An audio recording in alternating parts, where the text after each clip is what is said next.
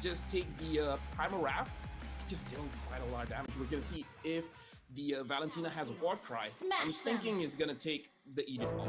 It's definitely the way to go, most likely. Let's see how this goes, man. Potential fireworks in the early game. This is Alpha 7 against Rrq Hoshi, game number 1. Yep, looks like Rince is taking Quantum Charge as well. Basically a generally good emblem taker. So now looking at both lineups, not really expecting a lot of aggression coming in until the turtle comes up. The only thing is I feel like Rince as a Valentina, you just want to poke out Alpha 7 as much as you can, just so that you can have this lead for EXP. The Quantum Charge choice here for Rince, it kind of suits his style. He wants to be up close and personal, and that extra bit of movement speed is going to allow him to actually be more active, and it's also good sustain because Rince likes trading a lot. In the mid lane though, already, we have a 2v2 here. I think that Kalia is the great equalizer. Ooh.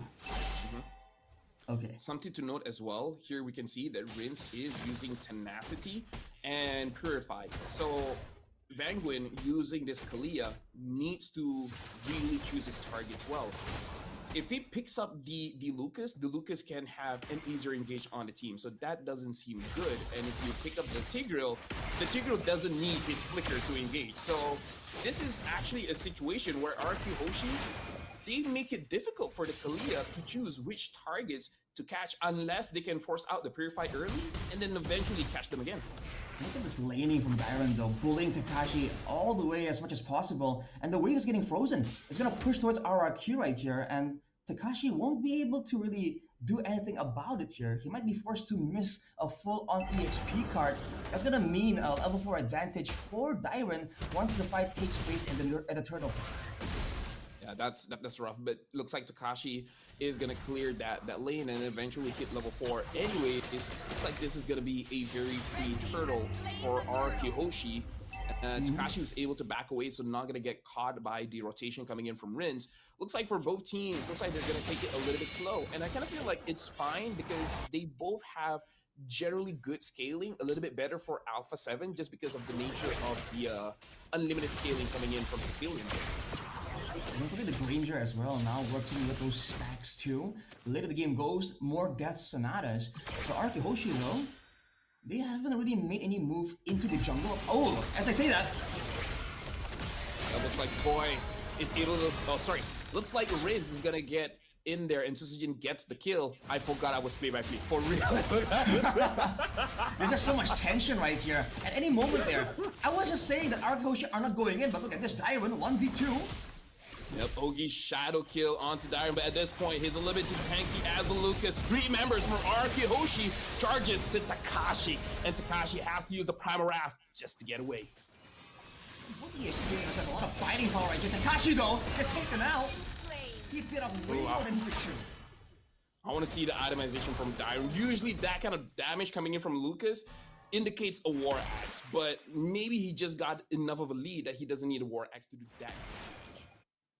Just the power of the Lucas, man. There's so much pressure there.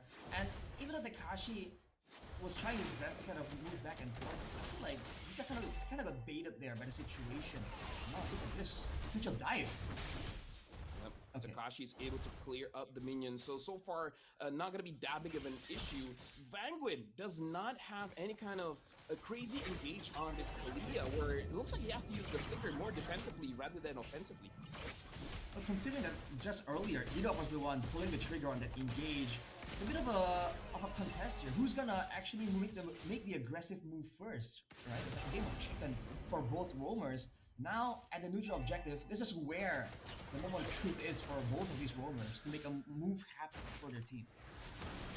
Looks like an engage is gonna happen against Edok. Edok is gonna pull Vanguin back, but Vanguin still gets the kill onto Edok. But look at Toy. Susujin gets a kill onto Vanguin. Rrq Hoshi, they're controlling the turtle at this moment.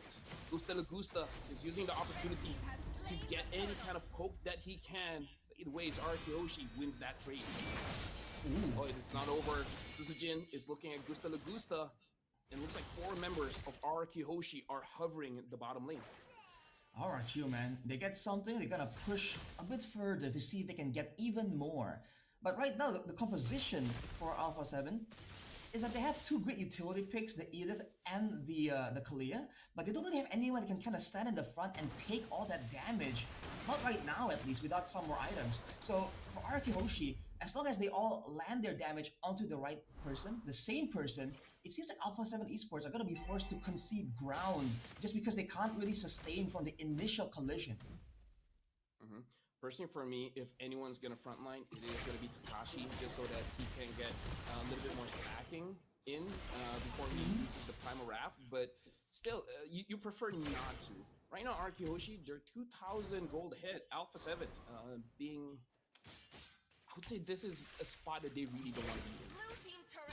Absolutely not, man. Letting Rrq move around as they please. But what choice do they have? Even down there, Alpha 7 were trying to match the push, were trying to clear the wave and save their bottom side turret. But Rrq Hoshi immediately go into the jungle and just threaten the potential for Edok to make a move here, especially with the flicker available. It's just way too dangerous, and Alpha 7 are just trying their best to avoid it, but Vagrant. Oh, well, looks like he engages, forces out the Purify, but Gusta still gets taken down. Dyron goes to the back line, trying to get a kill, but he himself gets taken down by Syndra. And now Rrq Hoshi, are they overstaying their welcome? Rinse, very, very low HP, just one attack away from death. Escapes, just barely there. And I was saying Dyron looks like he's going for a War Axe. It looks like that is going to be his first item, the War Axe. It's gonna be way more damage, way more sustained for Dyron when he's frontlining. But right now, Alpha 7 Esports have control over the turtle situation. Rrq Hoshi might have made a mistake here. Yeah, Edok trying to check the bush, dashes away. KingZilla gets a kill. Oh. Penguin has no place to go. Killing spree for Sutsujin. Zaman Force activated by Toy just to push Alpha 7 away from the turtle.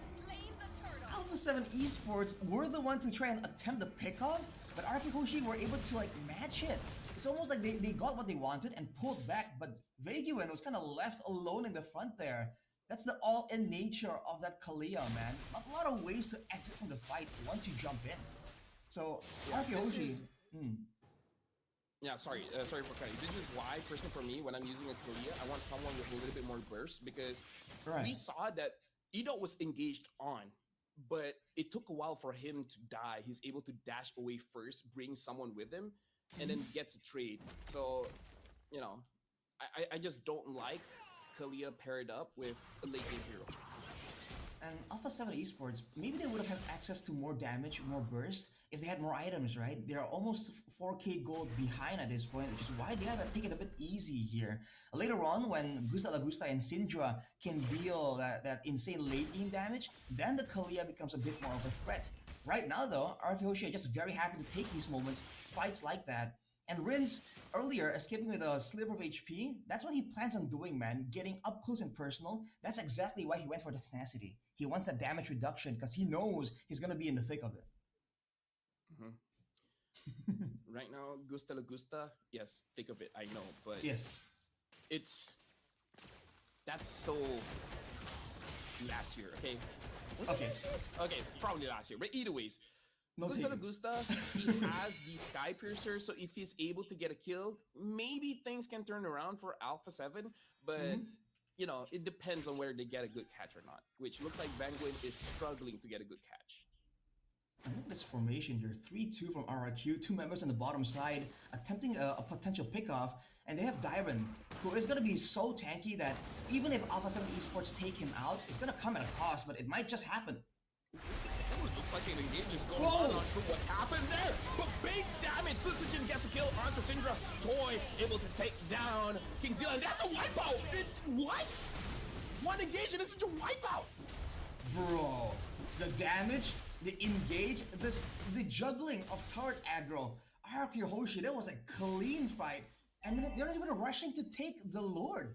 They're just pushing out objectives here. They know they can use the Lord to try and bait another fight afterwards. That was crazy, man. I mean, Sutsujin just got the Malefic Roar right there, and you're used immediately deleted straight up. Yeah, it was unfortunate. The camera was panning away, but the way that it's set up, it looks like with the implosion, and then maybe Dyron got the other two changing his form and then grabbing two, and then afterwards, just Jin and Toy dealing damage, but that was a big setup. I was not sure how it started. We just know. I think it started with Dyro just walking into Alpha 7 Esports, and they were kind of confused. Like, do we try and pick him off? He's really strong right now, this Lucas, right? Or do we back away? And in the middle of the hesitation, I think that's where Rrq Hoshi potentially made a move there to force Alpha 7 into a fight. Now though, they have this Lord. So Alpha 7 Esports, what's the plan here? If they want to go for some kind of moment, they can. They have good clear with the Granger and the Sicilian. They just have to be careful of the engaged potential of Rrq Hoshi. Power them, just clear minions. Just clear minions, wait for 18 minutes, and then maybe you have enough stacks on the Sicilian to get a kill, you know? At this point, the clock definitely is favoring Alpha 7 Esports. So Rrq Hoshi have that urgency, and that's why they're pushing really aggressively right now. The base, the protection is going to be used up in the mid lane as well. But that's one base tower taken for Rrq Hoshi, and they might get the one on top as well. Yep, right now, Rrq Hoshi with the conceal, looking for someone. It looks like an engage coming in from the Kalia, but he's gonna get that kill. Look at Implosion grabbing two. Kingzilla gets taken down. Takashi tries to return the damage, but he does not have the items just yet. Kingzilla and Penguin got taken down alongside with Edoc. Hold on a second here. Rrq are still staying around. They have the members advantage, but they have no HP to speak of. I feel like Alpha 7, like sacrificing two members, are able to maintain that top side base turret, and that's great because the Lord is on the bottom side. So for now, Rrq Hoshi at a 10 people lead, but they won't have a default push advantage from the waves on the top side. As we take a look at some of the items right here, the Queen's Wings for Dyron, man. He knows he's going to be getting all in there, wanting more reduction, more sustain. The all-in nature of the Lucas is being used to its full potential right here. And for Toy, he's still scaling up really well. 3 items with the Holy Crystal already completed. So the burst damage and the DPS is actually really great for our Rrq. Whereas for Alpha 7, I think they have a Sky Piercer on the side of Gusta La Gusta, but he doesn't have stacks to speak of right here. And look at his pickup though. Hey, that's the first stack. It always starts with one, right? Yes. So you got one stack and then work on it. Like, maybe they could do it. Maybe, man.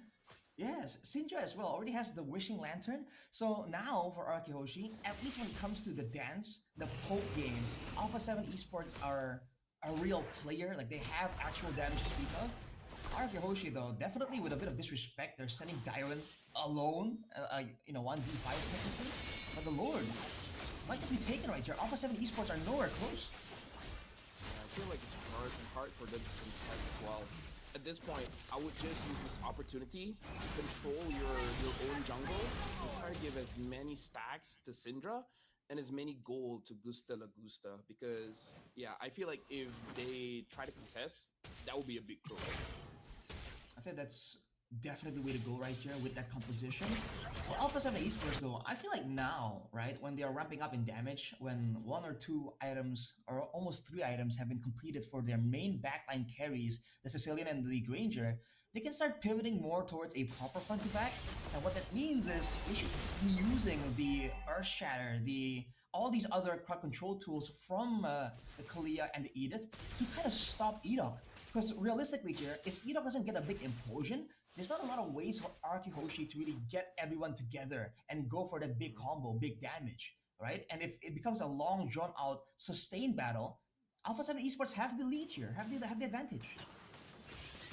Conceal was cancelled by Gusta La Gusta with the Rhapsody hitting on to Edoc. Ward is in the bottom lane. Dyron flickers in, but almost no HP. Looks like the Kalia was able to grab Syzygian, but the Kalia gets taken down. Edoc gets taken down as well, but Toy is ending the game, and game number 1 goes over to Rrq Hoshi. A dominant performance there for Rrq Hoshi.